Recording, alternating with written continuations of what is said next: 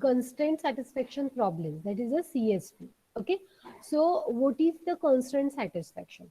It is a search procedure that operates in a space of the constraint sets.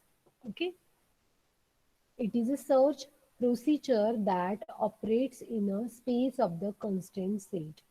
Okay, constraint satisfaction problem in the AI have a goal of the discovering some problem state that satisfy a given set of the constraints. आता त्याचं meaning काय? कुठली तरी condition आहे माझ्याकडे, कुठली तरी condition आहे. Constraint means what, we have some specific rules, we have some specific conditions to when that rule and a condition will satisfy, that time only you will get a uh, we can say the output, we can say a perfect path, perfect stage, perfect variable. Okay, so the word says constraint satisfaction. असा कुठला problem solve करायचा आहे मला, त्या problem मध्ये constraint satisfaction, that means what, constraint will satisfy. Okay, constraint will satisfy. मग constraint काय असतं? Constraint means some rules, regulation, some condition. When the constraint will satisfy, you will get the answer of that problem. लक्षात आलं? त्या म्हणता constraint satisfaction problem. Okay, technical लिहिण्यासाठी definition या learn करायच्या, आपण मिनिंग समजून घ्या. Now constraints are the discovered or the propagate through the system. कुठल्या तरी सिस्टीमला फॉलो करून we have to find out the solution of the problem. मग काय, ते सॅटिस्फाय झाले पाहिजे, पहिले तर ते सॅटिस्फाय झाले पाहिजे. ते सॅटिस्फाय करण्यासाठी सिस्टीमला फॉलो करायचं, त्या कंडिशनला पोहोचायचं, त्याला म्हणतात प्रोसेस. म्हणजे ती प्रोसेस फॉलो करायची कुठेतरी, आणि मग you will get a particular solution for a problem. Here, check here. CSP are divided into basically a three part. One is the V, second is the D, and third one is the C. V means what? A set of variable. Simple त्यातले main point सांगते मी, ते लक्षात द्या. In CSP basically has three important parts. One is the VDC. लक्षातच ठेवायचं. CSP full form, constraint satisfaction problem. Three parts. VDC. V is the set of variable, D is the set of domain, and C is the constraints. लक्षात आला? So variable, domain आणि constraint म्हणजे काय? I will explain with sudoku. Sudoku असतो, सुडकोमध्ये 3 3x3 चे matrix बनवलेले असतात असे प्रत्येकाच्या साठी. 3x3 3x3 3x3 3x3 3x3 3x3 असे किती नंबर साठी असतो? 1 to 9 असं आपण काहीतरी बऱ्यापैकी त्या 81 स्पेसेस असतात. 81 स्पेसेस असतात.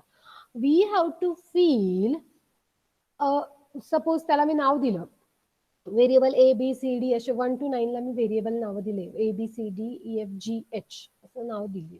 ठीक आहे, आणि तो एक एक जो स्मॉल बॉक्स तयार झालाय ना, की मी तिथे 0 टाकू, मी इथे 1 टाकू का, तू म्हणाल नाही, तुम्ही म्हणाल तू 2 टाकायचं आहे, मी म्हणाल 3 टाकायचं. Some numbers are given of that 81 places.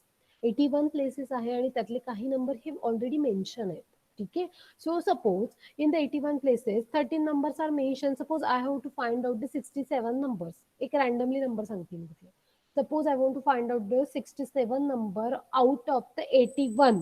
That means I have to fill the 67 blocks. But with which domain? Domains means the range. काय मी भरू शकते त्या ब्लॉक मध्ये? In the particular block, I can put 1, I can put 2, I can put 3, I can put 4. So I can put 1 to 9 any number. Okay, so my domain is what? 1 to 9. Okay, third one is what? Variable. Initially I just mentioned ABCD, म्हणजे त्या row आणि कॉलमला मी नावं दिली काहीतरी. त्यानंतर जे छोटे छोटे बॉक्स तयार झाले त्याच्यामध्ये मला व्हॅल्यू भरायचे आहेत. त्या व्हॅल्यू म्हणजे काय झाले? तुमचे डोमेन झालेत. The third one is what? Constraint. I want to give the constraint that two variable always not should be a same. Okay, two variables always should not be a same. दोन व्हेरिएबलला म्हणजे variable ए ला मी जर 2 दिला, variable 2 ला variable a, suppose the value of the variable a is 2 and the variable b is also 2. Is it okay? Fine? No. We don't want this. Suppose both are same, your Sudoku will not complete. Sudoku will be not a correct. So instead of that, what we have to do, we have to just consider that variable should not be a equal. That is my constraint, that is my condition. लक्षात आला? याला म्हणतात CSP, constraint satisfaction problem. When your problem satisfy that condition, that time only you will get the solution. जर तुमचे variable same येत असतील तर तुम्हाला कधी सोल्युशन भेटणार नाही. Okay, see here. The same thing I just show you with the variable and the alphabets. V1, हा बोल, कोण बोलतोय? Okay, V1 and V2 are the variables. Okay, so A and B are the domains. So we can check the constraint. Okay, V1. Now always we can write down the constraint in this format: the variable comma the relation. Okay, variable comma the relation. किती जितके variable आहेत तेवढे इथे लिहायचे आणि त्यांचं relation काय mention करायचं. रिलेशन मीन्स व्हॉट, काय कंडिशन द्यायची तुम्हाला. The condition is what, they are not to be a same, हे दोघं सेम नसले पाहिजे. Okay, so when in the CSP there is a one important method, that is the intelligent backtracking method. Okay, there is a one method, that is the intelligent backtracking method we are using for the CSP. We already solved a 8 puzzle problem by using the backtracking method. आपण 8 puzzle नाही, I think क्वीनचा होता मी मोडललाही टाकलाय तो back ट्रॅकिंगचा CSPचा problem मध्ये आपण त्याला solve केला होता. तो तुम्ही कुठल्याही याच्यात टाकू शकता, पण तो बॅक ट्रॅकिंग मध्ये असेल तर तो सेम तसाच घ्यायचा. म्हणजेच काय, मी क्यू इथे टाकला, क्यू इथे टाकला, क्यू इथे टाकला, क्यू म्हणजे queen. Okay, so when I'm putting the queen here, but my condition is what, diagonally they are not to be in the same line. Horizontally the queen is not to be on the same line, vertically also is not same line. म्हणजे एकदा इथे असेल तर दुसऱ्या वेळेस इथे पाहिजे, तिसऱ्या वेळेस इथे पाहिजे, चौथ्या वेळेस इथे पाहिजे, पण डायगोनली नको. मग ह्या माझ्या काय झाल्या, कन्स्ट्रेंट झाल्या. And when I am going a back tracking, मी पुन्हा बॅकला कधी जाणार, जिथे माझा कन्स्ट्रेंटला एरर येणार आहे. म्हणजे मी नॉर्मली सॉल्व्ह करताना मला जर एरर आली तर. So instead of that, one more problem we are taking here, the node colouring. Suppose we have a one box, okay, a square box बघा इथे 1 2 3 4. Okay, one node is what, node is a 1, node 2, 1, node 3 and node 4. The condition is variable is how much, 1 2 3 4. Domain is what, the color, RGB, red green blue. And constraint is what, adjacent node should not have the same color. Adjacent node म्हणजे या दोघांचा colour same नसला पाहिजे, याच्या आजूबाजूचा. हे माझे constant आहे. Okay, so I am making a one table, 1 2 3 4 are the variable. Initially what we have to do, initially I can give the domain any to anywhere. RGB RGB RGB, मी जरा fast मध्ये सांगते, तुम्हाला लक्षात येईल. इथे RGB RGB RGB इथे मी mention केलंय. जेव्हा सेकंड टाइम मी चेक करणार तेव्हा मी एक कुठला तरी उचलेला आणि याला दिला. Okay, I am giving the R to the node 1. So I am checking for the 2. Okay, 2 ला मी चेक करतेय, उरला कुठला आहे, जी आणि डी, कारण 2 हा 1च्या जवळ आहे, सो मी तिथे आर नाही देऊ शकत. ठीक आहे, so I have a 1 choices, same choices इथे पण मी टाकले. ठीक आहे, सो सेकंडला जी घेतला, तसे त्याचे चेंजेस केले आपण, जसं नॉर्मली नंबर देतो तसा. बट वेअर 3ला एरर आली आहे, डायरेक्टली मी 3 वर जाते. जेव्हा 3ला आर जी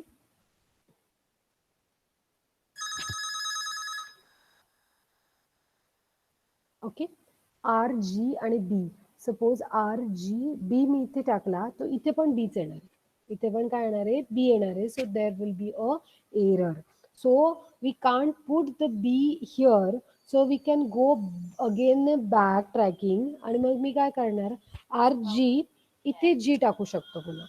अच्छा येतंय इथे मी पुन्हा G टाकू शकतो G आणि B मधला मग हा B उरेल मग मला इथे मिळतो RG आणि B आणि इथे पुन्हा G there is no adjacent colour same to each and every node. लक्षात येतंय? ठीक आहे मी पुन्हा तुम्हाला सांगते मॅम फास्ट मध्ये सांगते. बोल.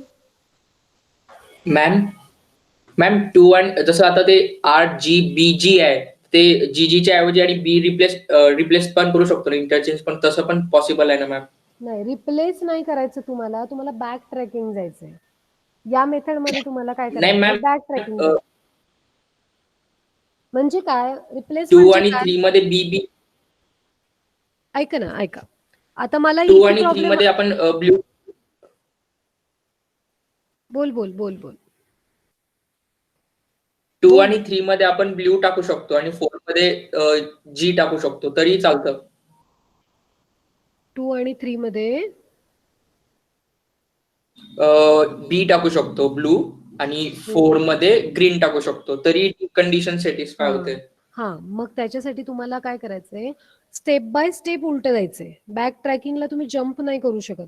म्हणजे मी असं नाही म्हणणार की मला इथे प्रॉब्लेम येतोय ना लास्ट स्टेजला RGB मी इथे टाकला इथे R टाकला इथे G टाकला आणि इथे B टाकला.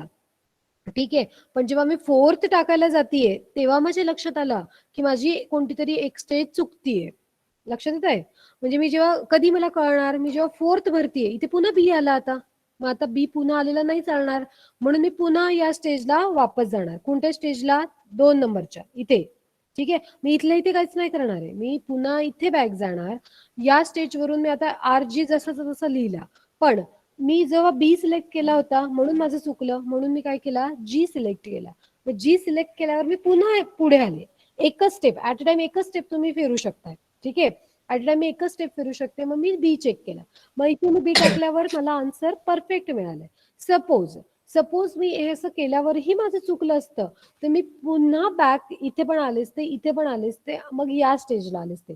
मग मी या ज्या सेकंड 1 रो मधल्या सेकंड कॉलम मधला जो GB आहे त्यामध्ये मी जो G सिलेक्ट केलाय तिथे मी B सिलेक्ट केला असता आणि मग मी पुन्हा चेक करायचं. ओके लक्षात येतंय बॅक ट्रॅकिंगचा रूल काय आहे की तुम्ही डायरेक्टली जम्प करू शकत नाही इनिशियल कंडिशनला. You have to go step by step from the last to 1 जिथे तुम्हाला एरर येणार ज्या स्टेजला तुम्हाला नॉट नेसेसरी की शेवटीच येणार आहे ज्या स्टेजला तुम्हाला एरर येणार आहे त्या स्टेजच्या आधीच्या स्टेपला चेक करायचा पुन्हा बॅक पुढे यायचं नाही आलं तर त्याच्या आधीच्या स्टेजला जायचं पुन्हा कंटिन्यू करायचा पुन्हा आधी यायचं पुन्हा कंटिन्यू करायचा असा वेने तो बॅक ट्रॅकिंग करायचा.